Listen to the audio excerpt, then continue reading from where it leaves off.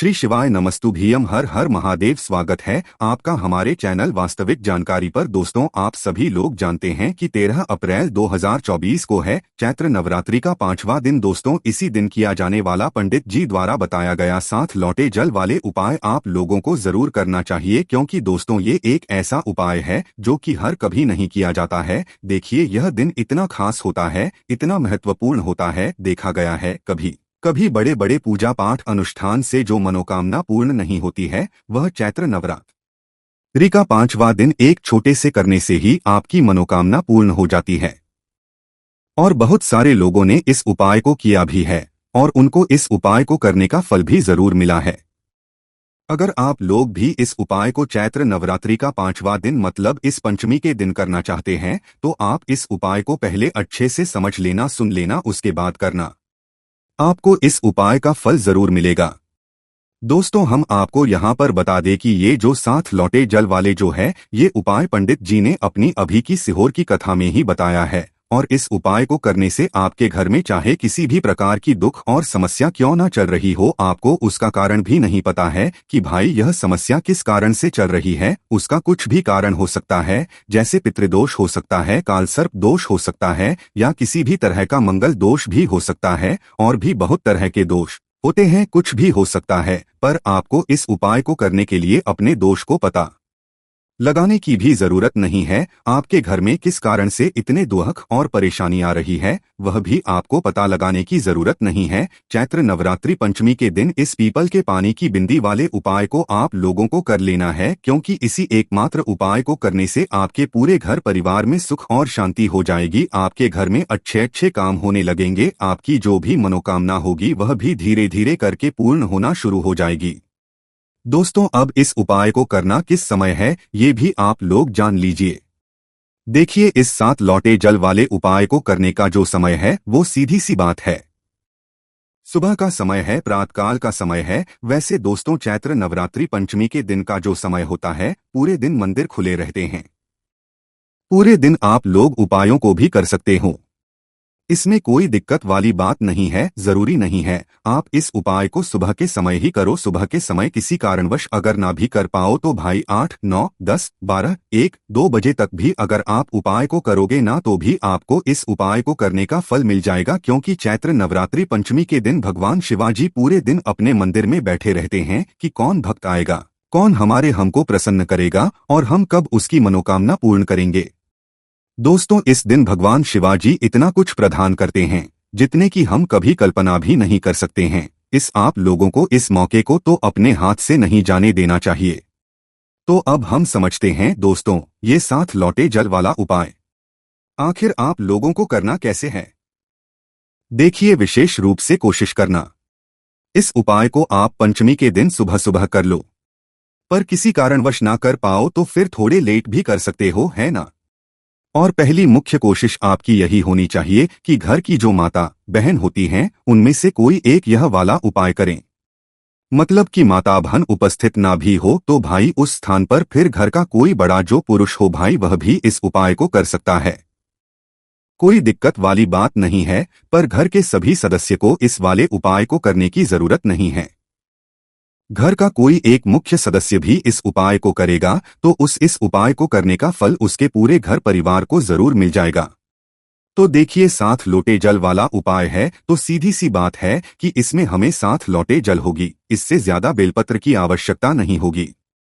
अगर आपका यह प्रश्न आता है कि भाई हमारे पास बेलपत्र नहीं है तो क्या करें, इसका जवाब हम आपको वीडियो के एंड में देंगे, इसलिए वीडियो को पूरा ध्यान से जरूर सुनिए। तो देखिए, सबसे पहला काम आप लोगों का क्या रहेगा कि आपको यहाँ पर 7 लोटा जल तैयार करना है। यहीं पर आप लोगों के मन में बहुत सारे प्रश्न आएंगे कि ये 7 लोटा जल आखिर हम तैयार कैसे करेंगे।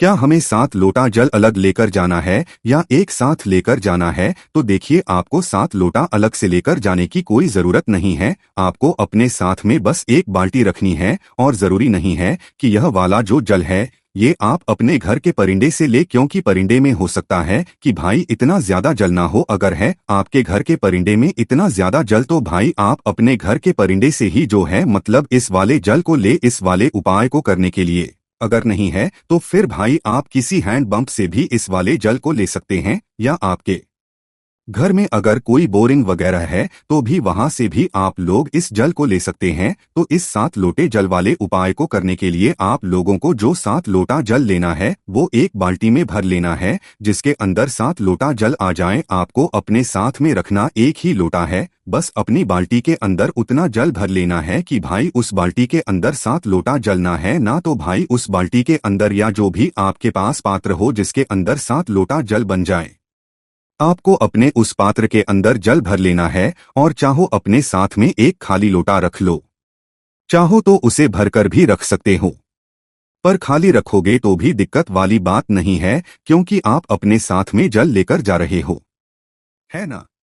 तो अपने साथ में एक लोटा रख लेना और जो है 7 लोटा जल जिस पात्र के अंदर अभी आपने रखा है उसे तैयार के रख लेना। इसके साथ में दोस्तों एक बेलपत्र आप लोगों को जरूर रख लेनी है। देखो चैत्र नवरात्रि पंचमी के दिन रहेगा तो बेचने वाले आप लोगों को बहुत आसानी से मिल जाएंगे, इसलिए ये बहाना बिल्कुल भी नहीं चलेगा कि भाई बेलपत्र ना मिले तो क्या करें, हम आपको आखिरी में बताएंगे। पर कोशिश आप यही करना कि आप लोग पहले बेलपत्र ढूंढने की पूरी कोशिश कर लो, आपको बेलपत्र मिल जाए इस उपाय को करने के लिए। और चाहिए भी कितनी बेलपत्र, मात्र एक ही बेलपत्र चाहिए और ज्यादा नहीं चाहिए। तो एक बेलपत्र और अपना 7 लोटा जल तैयार करके आपको प्रातःकाल सुबह सुबह स्नान करके शुद्ध होकर शुद्धता का विशेष रूप से ध्यान रखना उपाय को करते समय, और पहुंच जाना अपने घर के पास में जो भी शिव मंदिर हो, शिवालय हो जहां पर शिवलिंग विराजित रहेगी। तो शिवजी के मंदिर में भीड़ भी रहेगी, तो इसलिए कोशिश करना जल्दी से जल्दी उपाय कर लो ताकि मंदिर में ना रहे और आप आराम से मनो और मतलब अच्छे से आनंदमय होकर जो है इस वाले उपाय को कर सको। तो भाई सबसे पहले तो आपको भगवान शिव जी के मंदिर के अंदर प्रवेश करना है, भगवान शिव जी के दर्शन करना है, उनसे निवेदन करना है, विनती करना है।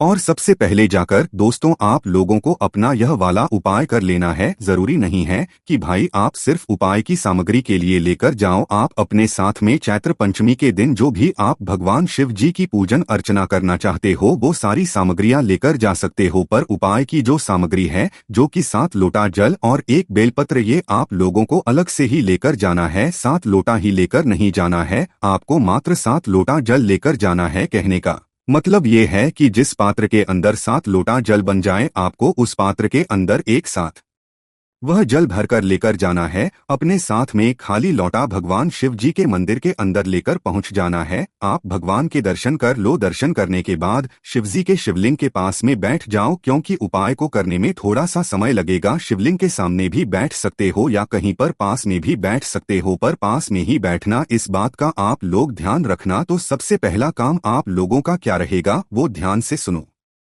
देखो आप अपने साथ में 2 चीजें लेकर आए हो, एक बेलपत्र और 7 लोटा है ना, जिसमें से अभी हमें सबसे पहले जो काम पड़ेगा वो पड़ेगा दोस्तों एक बेलपत्र से, है ना। तो अपनी वो बेलपत्र निकाल लो और जो बेलपत्र आप इस उपाय में प्रयोग कर रहे हो ना उस बेलपत्र को ध्यान से देख लेना। वो टूटी हुई कटी पीटी नहीं होनी चाहिए, बिल्कुल अच्छी वाली बेलपत्र होनी चाहिए क्योंकि उपाय का फल भी आपको इतना अच्छा मिलेगा जिसकी आपने कभी कल्पना भी नहीं करी होगी, है ना। तो आपने एक बेलपत्र लेना है, उस बेलपत्र को सबसे पहले आपको माता अशोक सुंदर जी वाले स्थान पर चढ़ा देना है। भगवान शिव जी नाम लेते हुए माता अशोक सुंदर जी का जो स्थान होता है वो जलाधारी के बिल्कुल बीचों बीच में होता है, मतलब शिवलिंग होती है, शिवलिंग की जलाधारी होती है। जलाधारी के बिल्कुल बीचों बीच का जो स्थान होता है ना वो होता है माता अशोक सुंदरी जी का स्थान। कहाँ पर होता है माता अशोक सुंदरी जी का स्थान? जो बिल्कुल जलधारी के बिल्कुल बीचों बीच में होता है ना वो स्थान होता है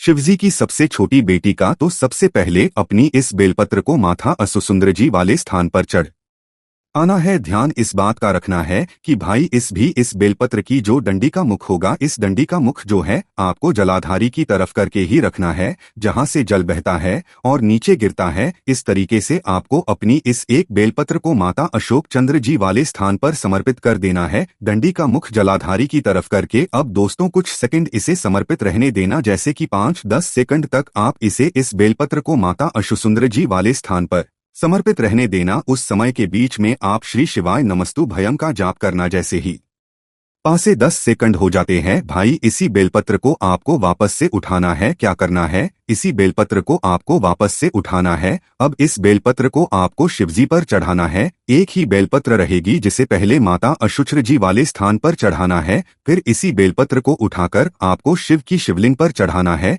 बस ध्यान इस बात का रखना है कि जब आप इस बेलपत्र को भगवान शिव जी की शिवलिंग के ऊपर चढ़ाओ तो इस बेलपत्र की डंडी का मुख आपकी विपरीत दिशा में हो, मतलब कि इस बेलपत्र की बीच वाली बड़ी पत्ती का मुख आपकी तरफ हो। आप जिस तरफ से भी इस बेलपत्र को शिवलिंग पर चढ़ाना है उस तरफ हो, और डंडी का मुख आपके सामने जो भी दिशा हो उस दिशा में जो है आपको इस बेलपत्र की डंडी का मुख करके रखना है। बस ध्यान रखना बीच वाली बड़ी पत्ती का मुख आपकी तरफ करके लोगों को इस बेलपत्र को शिवजी के शिवलिंग के ऊपर समर्पित कर देना है। जैसे ही इस बेलपत्र को शिवजी के शिवलिंग के ऊपर समर्पित कर देते हो, आप अपना वह पात्र अपने सामने रख लेना। जिस पात्र में आप 7 लौट जल लेकर आए हुए हो वो अपने सामने रख लेना, और अपना वह खाली लौटा या जो भी भरा लौटा एक लेकर आए हो, एक ही लौटा लेकर आना है, ज्यादा लेकर नहीं आना है। मात्र 7 लौटा जल की हमें आवश्यकता है, यहाँ 7 लौटे की आवश्यकता नहीं है। तो आपको अपना वह लौटा लेना है और अपनी उस बाल्टी में से, उस पात्र में से पहला लोटा जल भरना है। क्या करना है? पहला लोटा जल भरना है और उस पहले लोटे जल को आपको भगवान शिव जी की शिवलिंग के ऊपर एक धारा से धीरे धीरे करके चढ़ा देना है। उपाय को करने में जल्दबाजी बिल्कुल मत करना। ये बिल्कुल मत सोचना कि भाई 7 लोटा जल है तो बहुत समय लगेगा तो हम जल्दी जल्दी में चढ़ा दें।